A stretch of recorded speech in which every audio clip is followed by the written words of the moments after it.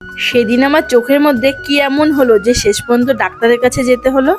আসলে বাড়িতে শিব ঠাকুর আসবে বলে আগের দিন কিন্তু পরিষ্কার করছিলাম, কিন্তু দিদিভাইয়ের কাছে ব্লিচিং পাউডার চেয়েছিলাম আর দিদিভাই বলছিল কোচ পাত। আমি কোচ না পেতে কিন্তু বললাম ক্যাচ দাও, আমি ক্যাচ ধরে নিই। আর শেষ পর্যন্ত কিন্তু ব্লিচিং পাউডারটা ক্যাচ ধরতে গিয়ে ফেটে একদম আমার চোখ দিয়ে মুখ দিয়ে পুরো ড্রেস দিয়ে ভর্তি হয়ে যায়। আর শেষমেশ কিন্তু এত চোখে যন্ত্রণা হচ্ছিল, জ্বালা হচ্ছিল, মনে হচ্ছিল চোখে কোনো অ্যাসিড পড়েছে, তাকাতেই পাচ্ছিলাম না। আর যে ড্রেসটার উপরে পড়েছিল সেটা কিন্তু একদম সাদা ফেড হয়ে গেছে। তারপরে কিন্তু আমি চোখের ডাক্তারের কাছে গেছিলাম আর ডাক্তার দেখে শেষ পর্যন্ত বললো এখন আর ভয়ের কিছু নেই।